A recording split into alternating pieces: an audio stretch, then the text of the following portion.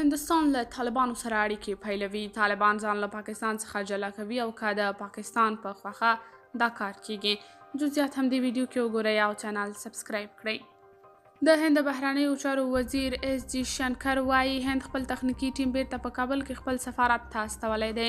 د هند رسنیو د راپور له مخې جی شنکر پرون پنجشنبې په نوي ډیلي کې یوې خبري غونډې ته وویل د دغه ټیم دنده دا ده چې حالات وڅاري او وګوري چې هند په څه ډول د افغانانو ملاتړ کولی شي.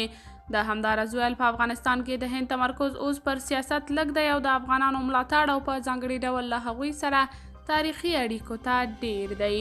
د هند باندنیو چارو وزیر دا هم وویل چې طالبانو له واک ته رسیدو وروسته چې خپل ډیپلوماتان له افغانستانه په دې خاطر وایستل چې امنیتي اندېښنه یې لرله او دا کار ډیرو نورو هیوادونو هم وکړ. خو د وخت په تېرېدو یې خپل تخنیکي ټیم بیرته سفارت ته واستاوه. دوی له څه مودې راهیسې هلته دي او دنده یې تر یوه حده دا ده چې حالات له نږدې وارزوي او وګوري چې څرنګه هند په هغه څه کې له افغانانو سره مرسته کولی شي چې هغوی ورته اړتیا لري. یو شمېر طالب فعالان وایي له دې ښکاري چې د طالبانو حکومت د هیڅ چا فرمایش نه مني او هر هیواد سره یې چې زړه وغواړي نو آزادانه اړیکې جوړوي. خو بلخوا یو شمېر خلک بیا وایي د پاکستاني لیکوال حسن عباس خبرو ته په کتو ښایي دا کار د پاکستان په اجازه شوی وي.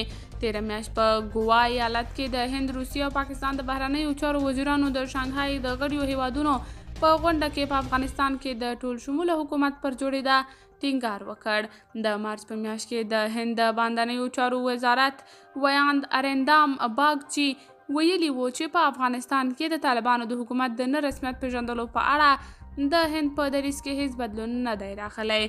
د هند بهرنیو چارو وزیر جی شنکر پرون د ډیلي په لویدیځ کې له یو شمېر افغان سیکانو سره هم وکتل او ویل چې د مولټیپل ویزو یا هغو ویزو په وسیله چې څو ځلې یو هیواد ته تګ راتګ کیدای شي افغانانو ته لاره هواره شوې چې خپل هیواد ته لاړ شي او خپل جایدادونه ترلاسه کړي.